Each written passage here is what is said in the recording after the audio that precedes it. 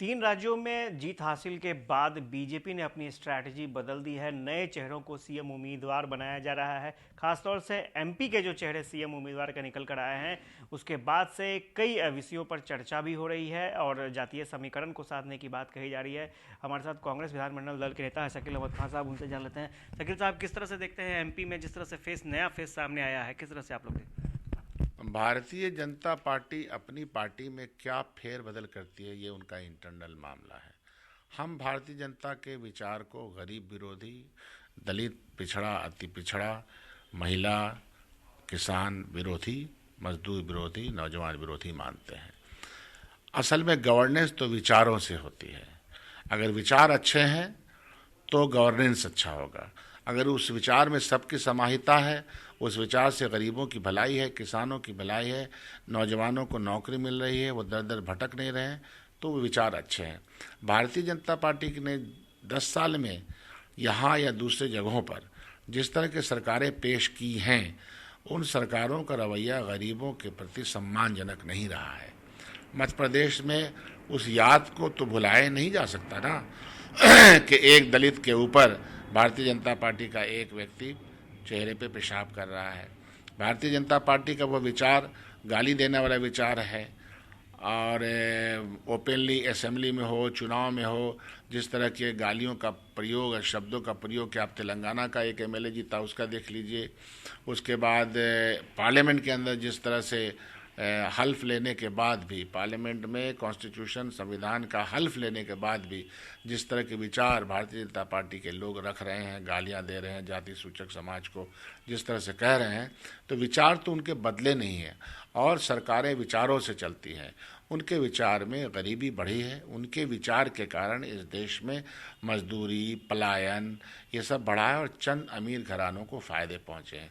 तो लड़ाई तो विचारों की है। लेकिन ये भी कहा जा रहा है ना कि जातीय समीकरण को साधने की कोशिश की गई है, यादव वोट बैंक को साधने की कोशिश की गई है। बिहार में चूंकि आपकी सरकार है और आरजेडी भी आपके साथ है, यादव वोट बैंक ये कहा जा रहा है कि सरकार के साथ है, उसको भी निशाना बनाए तो नए नवेले तौर पे कर रहे हैं। बिहार में ये तजुर्बा माननीय नीतीश कुमार जी ने, लालू जी ने, उसके पहले हम लोगों ने मुंगेरी लाल जी से लेकर के और यहाँ भोला पासवान शास्त्री, इन सब लोगों को एम्पावर्ड किया है और करते रहे, क्योंकि विचार बड़ा है और इनके विचार चूँकि छोटे हैं। और राहुल गांधी ने जिस तरह से ये बात रखी है, दलितों की, पिछड़ों की, अति पिछड़ों के प्रखर तरीके से रखी है, तो उससे भी परेशानी बढ़ी है। हो ये रहा है कि राहुल गांधी जिन सवालों को उठा रहे हैं, उन सवालों को एडजस्ट करने में भारतीय जनता पार्टी परेशान है। इसलिए मैंने कहा कि विचार के बड़े भारतीय जनता पार्टी हो ही नहीं सकते। क्या नई नई जो स्ट्रैटेजी बीजेपी ला रही है आप लोगों को चुनौती देने के लिए, उस स्ट्रैटेजी को माना जाएगी? उस स्ट्रैटेजी में दम होगा? प्रतिस्पर्धा तो चलती ही रहती है, उसमें कोई दिक्कत नहीं है। भारतीय जनता पार्टी को इस बात का एहसास हो गया है कि इस देश में जो जनता है वो किस जातीय समीकरण में है। इतना ही उनको प्यार है कि तो ये जो बिहार ने जो रास्ता दिखाया है कास्ट सेंसस का, वो बता दें। कास्ट सेंसस के बुनियाद पर फिर गवर्नेंस करने के तरीके को बदलें। आप एक तरफ